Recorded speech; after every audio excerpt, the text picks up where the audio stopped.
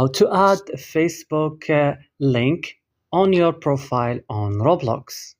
I will show you the easiest way how to do this.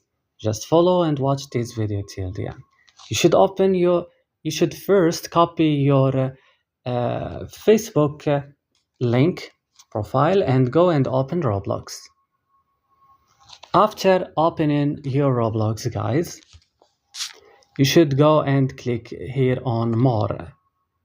Right now here you have to go and click on settings, and on settings you should go to account information.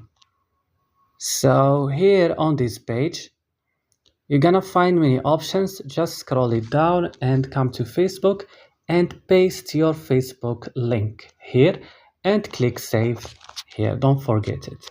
That's all. Don't forget to like and subscribe. See you in another tutorial.